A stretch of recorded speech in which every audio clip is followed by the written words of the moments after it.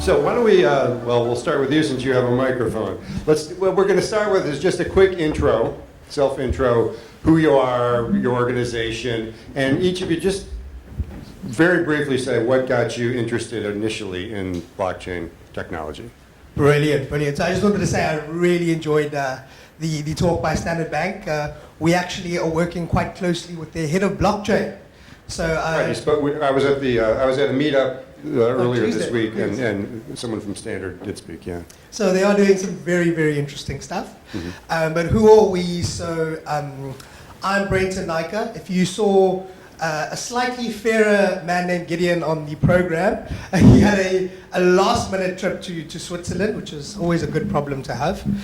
So I'll be taking his place. Like I said, I'm Brenton Naicker. So I head up capital formation and growth for CVVC, which is Crypto Valley Venture Capital. And I think everyone's heard of Silicon Valley, right? We've all seen the stories. And what our claim to fame is as a venture capital company is in about 2018, we took this tiny little ski resort city in Zug in Switzerland. It's probably about 30 minutes out of Zurich. Little ski town, population of 30,000 people. And we went in there and we helped create a positive regulatory framework, a good ecosystem for blockchain companies, and obviously investments as a venture capital company. And we created what's known today as Crypto Valley, our own equivalent of Silicon Valley. And that currently, I think since 2018, is now 1,100 companies, blockchain companies that are based in Crypto Valley. They have a combined market cap of about $500 billion. So quite a successful initiative. And as the CVVC Africa team, our job is to now recreate the success of that blockchain ecosystem here in Africa by providing startups, which has been the topic of the day, with access to capital, access to markets, and obviously the expertise and networks that VCs come with to allow them to succeed in creating the future using this amazing technology. Great. Stephen, please. Thanks. Hello, everybody. I'm basically here largely because of a book that I just co-wrote with Simon Dingle called Beyond Bitcoin, Decentralized Finance and the End of Banks. But in addition to that, I've been a long-time CTO, Group CTO with Anglo-American PLC, Group CTO with Altec, Consulting CTO with T-Systems, and got myself down the rabbit hole of blockchain about 2017. The topic I believe we're going to be talking about today is decentralized finance, which has direct connection, at least to the last speaker from Standard Bank, as to what is coming down the track like a fast-moving train towards the world's global institutions. Also, one additional thing which was not true when we did the CV on the program is that as of about 12 hours ago, I'm also now a professor at the UJ Graduate Business School. Oh, great, that's great. So we're going to get into sort of how blockchain applies to what the broader topic of this event is, which is small business and the digital transformation of small business. But I thought, I don't want to ask for a show of hands on crypto knowledge because, why to do that? But what I thought we could do is sort of level set everyone, sort of give everyone to a common set of understanding on a couple of key terms that are widely used and perhaps poorly understood. So I'm just going to go through sort of the top ones. I'm not going to ask for a definition of blockchain, but could you sort of help everyone understand that there's blockchain and there's crypto. They're related, but they're not the same thing, right? So why don't you just kind of clear up what that is, and then we'll go through a couple more, and then we'll get into the meat of it. Sure. Crypto has been around for thousands of years. Crypto has been around since the very first general tried to hide a message that he was sending to his warriors on the battlefield. Modern crypto, which started probably in the 60s and started to take root in the 70s, ended up with a white paper, which you all know, by Satoshi Nakamoto in 2009, and the expression of that white paper was the blockchain, which was, all it is a database, and it's a specific sort of database which is secured by cryptography. So the difference between crypto and the blockchain is one is a mathematical set of disciplines about secrecy. The blockchain is a single expression of that, But in general vernacular usage, we all say crypto when we talk about the crypto markets. Okay, so crypto is sort of the default term that Yeah. everyone uses. Anything to add to that, or are we good? You know, I think I really enjoy using metaphors. People relate to them quite well. So blockchain is sort of this core enabling layer, if you will.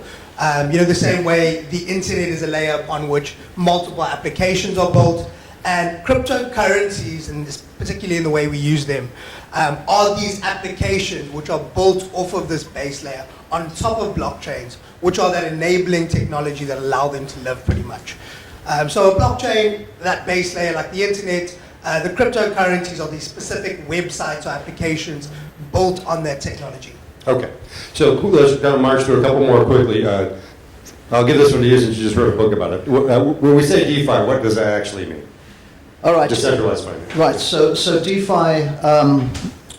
I've got to start with a little bit of context. When the Bitcoin blockchain was birthed in 2009, something far more important happened in 2014, which was the invention of Ethereum. And Ethereum was basically a Bitcoin-like blockchain with a layer of programming language on top of it. And it was the programming language that they put on top of the blockchain which suddenly enabled a plethora, a menagerie of new applications from everybody who was looking at anything and wanted to use the wonderful name of the wonderful plumbing that lay underneath. It was invented by Vitalik Buterin. He handed this to the world. The programming language enabled programs called smart contracts to be written. And here's where the definition comes from. One of the first industries that those people who now had in their hands this incredibly powerful programming language called Solidity looked at and had a big target on their back were the global financial institutions, banks, insurance companies, stock exchanges, derivative markets, the global financial institutions. And why did they have a big target on their back? Because they were ossified and sclerotic with big data centers and very long governance chains. DeFi is the industry that uses blockchain to reimagine and redeploy those financial services that we all know and sometimes love and sometimes don't in global finance. Cool. All right, I'm going to do two more, and then we're going to get into it very quickly. NFTs, non-fungible tokens. I think people really know what they are, but I don't know if they really know what they are. So, someone give us a quick. Look again, Yeah. very, very simple. Yeah. And then, you know, someone gave me this definition the other day, Mm-hmm. taking all the technicals out. When you buy a painting, when you buy the Mona Lisa, someone gives you a certificate of authenticity that you can prove that this is the real painting. Well, imagine technology's just embedded that certificate of authenticity into the internet on this layer, and that's essentially all an NFT is. Okay. Yeah, I think that works. And let's do a quick on Web3. Sorry, A Web3. quick definition, either of you. Yeah, Web3, I'm happy to do that, but I just wanted to add to this. Oh, you do that. There's Go ahead, a very brilliant and amusing columnist in Bloomberg by the name of Matt Levine. He said an NFT is a receipt. That was the end of his definition. Yeah. An NFT is a receipt. Okay, so Web 1 gave you the ability to get onto a computer and suck in lots of data and link via HTTPS. Web 2 allowed you to interact with that data, so there would be a database in the back end so that you could do things like move data back and forward. Web 3 adds two critical components. The two critical components that are added is most importantly money. And when I talk about money, I talk about money that is intrinsic to the internet, just the way that the internet made JPEGs intrinsic, voice over IP intrinsic, video streaming intrinsic, and with the birth of blockchain it made money intrinsic to the internet. It is a protocol layer that is embedded, and the second one is ownership. And the addition of the being able to transact with money and to own, and when I'm talking about ownership, I mean intrinsic ownership, not only of things that you can buy, but of your own data, for instance. That is what Web3 is. All right. By the way, think of questions, raise your hand when you have one, but we'll keep going in the meantime. So let's start taking all that and sort of applying it to how it's being is being or will be used in the real world. And maybe let's, we'll start with just a couple of practical applications that are actually happening now with blockchain that you think kind of resonate with this audience. I mean, anything related to banking or small business or anything related to what these folks are. What's being done today with blockchain that maybe is not fully understood or that people aren't really aware of? Yeah. Oh, well, I mean, just to sort of bring it back to the real world practical applications, I think everyone's foray into the blockchain world really is, Bitcoin, looking at the news, markets crashing, but Right. I was going to get to that. the actual underlying technology layer can enable a lot of efficiencies in a lot of different industries without having this cryptocurrency sort of to go with it. And I'll give you two really cool examples, a very big scale one, a very small scale one. Big scale, everyone knows IBM, the tech giant. Well, they developed a supply chain solution. And us in South Africa will remember the listeriosis crisis. And the biggest issue with that is we couldn't identify the source of contamination. So IBM, in conjunction with Walmart, basically rolled out a solution that uses blockchain to track from the point of farming to the actual shop the provenance of a single product. And to give you a practical example, the purchasing manager wanted to know how long it would take his team to find the provenance for a packet of mangoes he just pulled off the Walmart shelf. And it took them about 2-3 weeks. After implementing IBM's TradeLens supply chain solution, on average, they could track the provenance of any single product within 3 seconds, putting it off the shelf. Small scale example, one of the portfolio companies we've invested in, fast forward 10 years, you're driving your Tesla, or the Tesla's driving itself, you're in an accident. You've now got to prove to the insurance company that your car has the latest software updates installed to obviously mitigate whatever risk caused the accident. And we've invested in a company called Aspen, which actually integrates with, I think at the moment there's something around 500 to 1,000 IoT devices in any sort of modern automobile. And what it does is it actually updates all of the software and logs this with the version number, the time of installation, etc., linked to the vehicle on the blockchain, which means it's immutable, it's transparent. The insurance company can now verify, okay, Brenton wasn't, 2 or 3 beers down. He did, in fact, have the latest software update installed, and the insurance company can pay him. And nowhere in either of those two business models or applications is there anything to do with cryptocurrency per se. And that's an interesting point, because I think, well, anyway, I'll just keep going. But the note about it, that the utility of blockchain versus just the notion of cryptocurrency, I think my sense is the future. That's the more interesting part about the future of blockchain, is what utility it creates versus is crypto worth $30,000 or $40,000, or $10,000. That's good enough. Thanks. So that was not really a question, it was more of a comment, but Steve, do you have any examples you want to share? Sure, that's the important point. There was a fork in the road with Ethereum, and the one fork was a whole bunch of cryptocurrencies. We know all about them. There's Bitcoin and Dogecoin and thousands of others. The other fork in the road was utility on top of the blockchain. And some of the utilities, you've mentioned some examples here as well. There are other utilities like Treasury for those of you who run businesses. You have a Treasury and need to lodge your funds somewhere at the highest possible interest rate. You get the interest rate you get with your bank right now, but you'll get 3 or 4% more if you use some of the safer DeFi annual yield return initiatives. The other one is the announcement by Jack Mallers of Bitcoin in Miami, in which he is using the Bitcoin rails to process credit card transactions at transaction fees which are 1/100th the price of those charged by Visa or MasterCard. That is an enormous amount of interest to anybody here who deals retail point of sale. So why don't we use that as a pivot into, because that's an example of probably what your book is talking, well, maybe not. Your book, the subhead is the end of banking, is it? The end of banks. Let me qualify that, because there are some. Let's hear about that. There's at least one banker in this audience who's chief of engineering. Yeah. It's metaphorical. There was a famous book written in the late 90s called The End of History by Francis Fukuyama. Right. He didn't literally mean that history was going to end any more than we mean that there will be no more banks. What we mean is that banks are going to have to transform, and so that the banks that we see today are going to look very different to the banks that we see in 10 years' time. Mm-hmm. Decentralized finance operations are by definition less expensive in a bank. You don't pay shareholders if you have a smart contract. You don't need buildings, you don't need cars, you don't need executive perks, you don't need salaries. So just on a cost basis, They can't compete with a DeFi initiative that pays 11% a year when they're paying you 5% a year. Or, I'll give you another example. I owed some money to somebody very recently because I was following my rights on the share sale. And because of the crash in all the markets, not only crypto, but NASDAQ, I didn't want to liquidate. I borrowed money at a DeFi initiative at 0%. 0%. It's a lot of money. I never have to pay it back. Now, some banks will say, geez, this is really nice stuff. How do I take that and envelop it under my trusted brand? And banks do have trusted brands. That's why we go to them. And there is, for instance, a lend borrow initiative called AAVA, AAVA, which has now got an institutional product which is being embedded in banks all over the world, none in South Africa yet. There are no banks in South Africa who can look at what's happening in DeFi and say this is rubbish. Those banks won't be here in 10 years.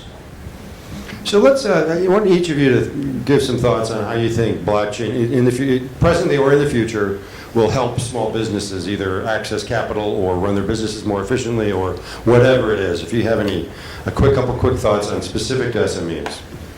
Well, I think very similar to the data science conversation we had earlier is if you look at the sort of the capital expenditure requirements for a small, medium business to build out a function, to look at building out an MVP, to bring a proof of concept to market, it's exceptionally difficult at the moment. The same way SMEs can't really build an internal data science function, right?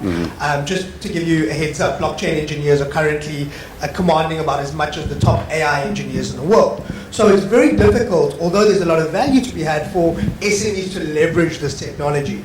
But I think that's just a maturity phase sort of issue where the same thing with websites, right? 20 years ago, you had to go pay someone an arm and a leg to build you a website.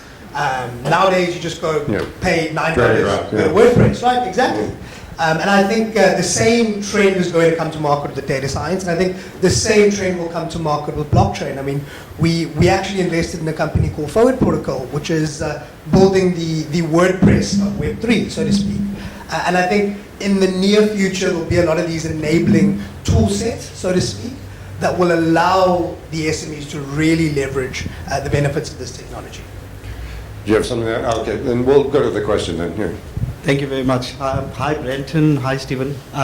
Awesome talk. Very good technology. Thank you for sharing. I have a question regarding the actual technology layer. So I think cryptocurrency and open ledger and blockchain is a fantastic framework in terms of new technology, and it has the capability to solve a lot of real world problems. However, from an ethical standpoint, I also see that there's some disadvantages as well, in the sense that it kind of opened up the door for, if I have to use one use case, ransomware as an example. So if you look at ransomware, you see over the past few years, there was a lot of increase in cyber breaches, ransomware, and all of that stuff. And this is my personal opinion, right? I think the guys sitting on the other side of the table know that they can actually ask for a ransom because they can get paid in crypto. Now, if that wasn't the case, then obviously you wouldn't be seeing so much of breaches happening. It's like a motivating factor. Let's breach a company. Let's actually ask for a ransom because we can get paid in cryptocurrency. From a technology standpoint, what is being done to actually mitigate against issues like that? Okay, so just let me bring some of the stats into perspective here. In the 13 years that blockchains have existed since 2009, the total amount of illicit activity has amounted to $40 billion. In the fiat world, the non-blockchain world, it's $1 trillion a year. If you are a criminal in the blockchain world, it is the worst place to be, because as soon as you commit a crime, because it's on an open blockchain, you can see the movements of the money. That is not true in the fiat world. It is very difficult to be a criminal in the blockchain world compared to how easy it is to find a bad employee at a bank or a financial institution or some middleman to commit a crime for you. There are some famous crimes that have happened, 150 million hack that happened in 2016. They've never been able to use the money because there are 10,000 eyes looking at that wallet that has 150 million dollars in, and they can't move it out back into the economy. There is a second stat that you should keep in mind, which is the amount of illicit transactions on the blockchain versus the real economy. They estimate, this came out of the American Bankers Association recently, 0.15% of transactions on the blockchain are illicit. The stuff you're talking about, ransomware into a Bitcoin wallet. The figure for the fiat world is 5%. So it's 50 times as much. One has to keep in perspective the amount of crime that's happening in this new world we're talking about, which is the stuff you see splashed on the newspapers because it's so sexy and there's such big amounts and it happens with such speed. And that's because it's visible, because the transactions are blockchain, versus the stuff that is hidden in the fiat world, which is orders of magnitude greater. Your final part of your question, the technology hardens all the time. This is true with blockchain as well, and you will see those crimes starting. Chain Analysis, which is the company that does all of these investigations of these transactions, they do data science on blockchain transactions. They have now been able to track the money and track back to the individuals who have stolen it. This crime thing is getting smaller and smaller and smaller, and it won't be in the news, I predict, in a couple of years. So while we're on the subject of bad press for crypto. The other thing is there's often discussion of the environmental impact of Bitcoin in particular, but I think to address that, I mean, is that a real concern? And is the future is there a greener future for cryptocurrency? Well, I mean, I think it comes back to a lot of that mainstream rhetoric. If you actually dig down, and just to give everybody some flavor, the big overarching elephant in the room is that to mine Bitcoin requires a lot of electricity, and the argument is you're wasting a lot of electricity. But if you look at, firstly, the mix of energy being utilized by Bitcoin miners, it's public knowledge that the majority of that is actually green energy. And the way Bitcoin mining is constructed is it actually helps energy efficiency because a lot of the wasted energy at the point of production can now be utilized to create economic value. Well, just an example of that, the Washington state of the U.S., which has a lot of hydroelectric, is now becoming a Bitcoin mining center because of that reason. Exactly. I mean, a little bit of a sexier example is out there in El Salvador, where they're now planning to use the active volcanoes and the heat produced from there to actually mine Bitcoin as well. Anything to add to that? I just wanted to add some statistics to that. The statistics are, as of today, 58% of mining energy is green. The car that you're driving home in is about 24%. And the Apple that you use is about 32%. You are much cleaner using Bitcoin than you are your cell phone or your car. The second one is that a headline from 2003, Forbes magazine, Internet at the current rate of usage will gobble up all the world's energy by 2020. A headline in 2017 in Newsweek, at the current rates of cryptocurrency, all the world's energy will be gobbled up by 2023 years later. This is not the way technology works. Intel has come out with an ASIC mining chip last year, which will halve the amount of energy used in mining when it is deployed next year. Now, all of a sudden, you can't say that Bitcoin is now using as much energy as El Salvador or Denmark or whatever they say. It's now a country half the size. And 2 years later, it'll be the size of a city. And 2 years later, less than that. Technology moves to the most profitable and most efficient usage, and that is where energy is directed. Okay. We have one more question, and then we're going to go to break. All right, cool. Yeah, thanks for the opportunity. I just wanted to find out about like self-sovereign identity. What are your thoughts about it? Is it a fad, or do you see us actually moving towards that society? Because I think a lot of stuff, like I think a few years ago, everyone was talking about like IoT and stuff like that, and that was kind of the big thing. And now no one's talking about IoT. So with self-sovereign identity, do you think it's a big reality, or? Sorry, are you talking about self-sovereignty? Self-sovereign identity. Self-sovereignty. Thank you for asking that question. I'm busy with another book, and I've just started a chapter called The Sovereign Individual. Yeah. The sovereign individual is a concept around being able to hold ownership to yourself and not share it with anybody at your election. Ownership of your money, ownership of your activity, ownership of your data. The entire crypto underpinning opens up for the first time in history the possibility of being a sovereign individual where your government doesn't look at everything that you do unless you allow them to, where people don't look at your data unless you're allowing to. There is a slow movement towards self-sovereignty, but I will say this, there is a tension between a sovereign individual who keeps their own data and a state which needs to look at your data in order to operate properly. And that tension has lots of battles to come. Yeah, because I don't know how do you even, because the whole idea around self-sovereign identity is you want to be able to control your data and share it with whoever you want to, but then how do you then authenticate that truly is your credentials to whoever you want to share it with without actually working with the state? You want to talk about that? I can talk about authentication. Crypto gives you the capability of doing anonymous authentication through things like zero rollups and a whole bunch of fancy cryptography, where you can authenticate that it's you without revealing who you really are. You understand? You don't have to give a photograph or an ID number or any other authentication. The cryptography says the mathematics proves that this person is who you think they are without having them to roll up. They're called ZK rollups, and they're embedded now in all sorts of identity programs. So and it doesn't link to any. So if you just go research tools, zero knowledge proofs will probably give you a better idea. But yeah, it's amazing technology that's now available through cryptography, where I can prove that I'm Brenton without actually telling you that I'm Brenton, essentially.